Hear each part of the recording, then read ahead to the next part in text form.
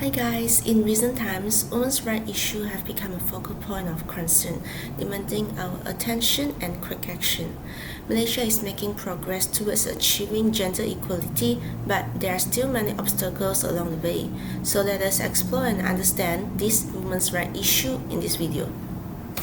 For the part of finding and discussion, the first thing I want to talk about is the logic of the women's rights. Women's rights are the rights and power of women and girls in the world. The women's and girls form the basis of women's rights movement in 19th century and the feminist movement during the 20th and 21st centuries. These rights are supported by the government, law, local custom, and behavior in some of the countries. In the other countries not supported the women's rights, they are ignored it because of the inherent historical and traditional bias. They think it is the difference of the human rights and against women and girls use the rights in favor of men and boys. The second thing is the metaphysics of the women's rights. Metaphysics still regardless of feminist insight in the core areas of the philosophy. Some of the feminist philosophers suspect metaphysics have the value to them for their endeavors. Metaphysics typically investigate the reality of the basic structure and its nature. It examines the fake laws and basic structure carved in nature joins in reality. The third part is talked about the ideology of the women's rights. The word mainstream feminism refers to a broad category of feminist activities and ideas that do not belong in the socialist or radical feminist categories. The initial wave of liberal feminism of the 19th and early 23rd centuries served as the inspiration for the mainstream feminist movement, which has historically concentrated on political and legal reform. Along with socialist and radical feminism, liberal feminism is one of the big three schools of feminist thought. It is also known by other names such as mainstream feminism, reformist feminism, egalitarian feminism, or historically bourgeois feminism. Following on with the background research of women's rights, it all started with two individuals, Lucretia Mott and Elizabeth Cady Stanton. They hosted the world's first movement on women's rights in 1848. The Seneca Falls, New York gathering was held and there were over 300 attendees, and the majority of whom were female. As a collective whole, these women desired to be treated as individuals, not as men's properties. They wanted greater access to both work and education, and they held the desire for freedom to vote, speak in front of Congress, and run for office. The women's rights movement, which was established in the United States, aims to provide women more personal freedom as well as equal rights and opportunities. This occurred in the 1960s and 1970s and was acknowledged as the second wave of feminism. The second wave feminism addressed all facets of women's lives, including politics, work, family, and sexuality. Whereas the first wave of feminism of the 19th and 20th century focused on women's legal rights, particularly the right to vote. According to World Bank, nearly 2.4 billion women globally don't have the same economic rights as men. Based on recent studies, despite the history and success of feminist movement, the economic rights that males and women enjoy still differ. Women's rights are being undermined by unpaid work, unequal pay, employment insecurity, unfavorable working conditions, and little opportunities for land ownership and inheritance. Hence, women struggle to make a living independently. It is said that women continue to be heavily represented in lower-paying occupations compared to their share in the workforce, despite an increase in women holding traditionally male-dominated, higher-paying positions such as executive roles. This therefore shows an example of the differences in rights women experience compared to men. To further add on, the pressure for working women and men also differs. Working women and men have different constraints when it comes to family responsibilities. Studies have shown that fatherhood can raise a man's income level, while motherhood can lower a woman's earning. According to the Center's October study, employed women and men are equally likely to feel a great deal of pressure to support their families financially and emotionally, hence possessing the need to succeed in their professions and career. However, more employed women report feeling a greater deal of pressure to focus on their responsibilities at home compared with employed men. For our research methodology, we decided to use the format of interview, utilizing interviews as a primary investigative strategy to dig into the subject of women's rights, which offer a multifaceted and non-state understanding that rises above insignificant numerical information or theoretical speculations. Interviews provide a direct road for people to share their unique experiences, point of view, and convictions, in this manner revealing the complex layers of the subject matter. Through this approach, we can investigate that the complex interaction of social, historical, and societal components that shape attitudes and perceptions toward women's rights.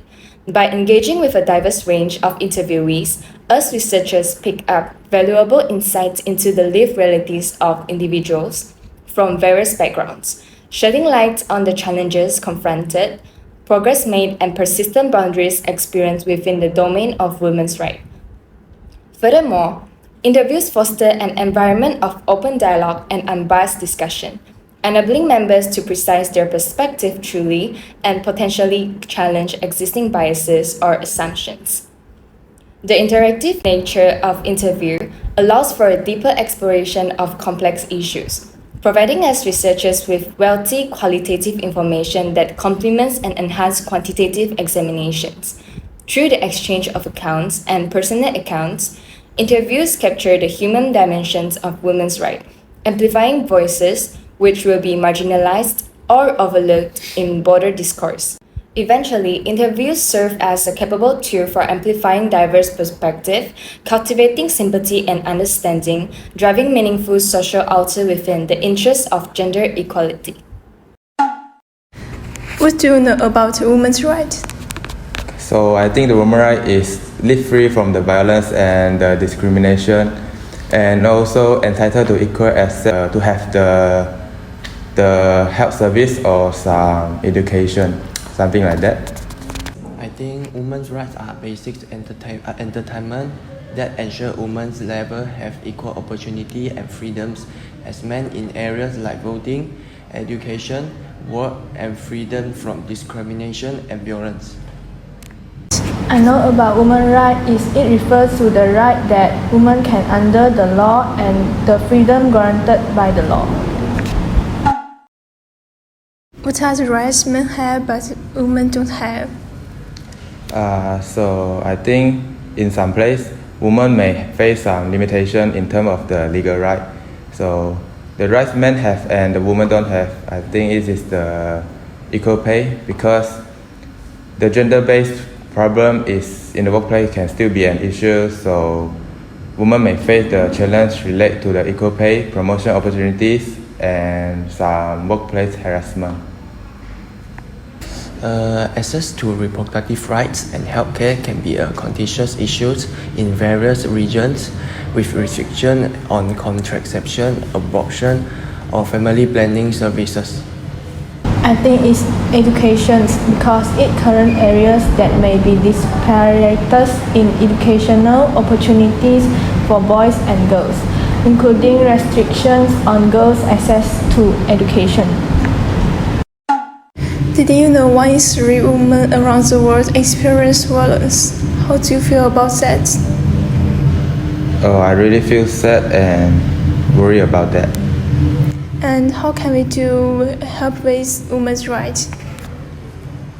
I think we can just don't send some sexist content or hate speech on the social media, and it can decrease the discrimination in some way.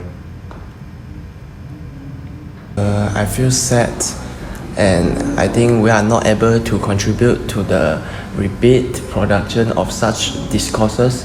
Wherever possible, always try to use egalitarian language.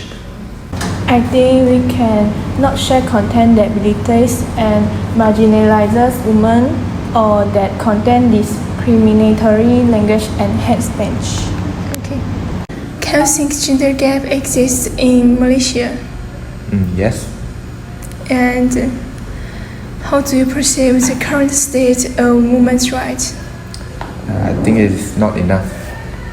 What areas still require significant improvement? Okay, so based on just now you said the 1 of 3 women in the world face the violence, so I think it is the urgent need to be solved, and combating the gender-based violence, including domestic violence, sexual assault, and harassment, remains a significant issue that requires continuous effort to raise awareness, enforce laws, and support survivors.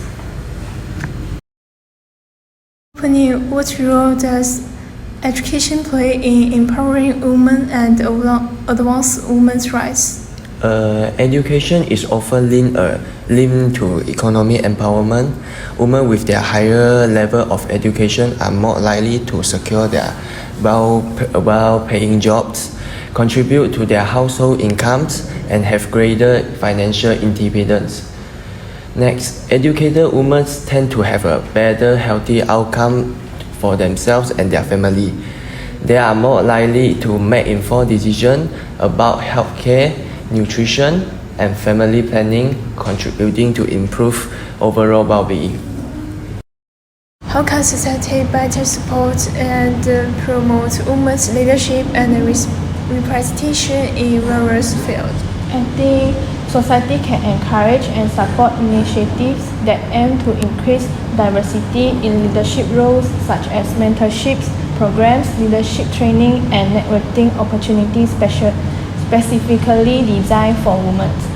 Besides, implement flexible work arrangement also can take by the society to accommodate the diverse needs of both men and women, especially considering family responsibilities. This can include options like remote work, flexible hours, and part-time positions.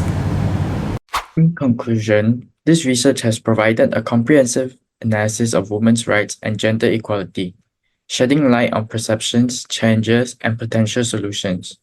Through a mixed method approach, we have uncovered the complex interplay of societal norms, economic factors, and cultural influence that shapes the status quo. From disparities in access to education and employment to pervasive gender-based violence, the findings underscores the urgent need for concerted action.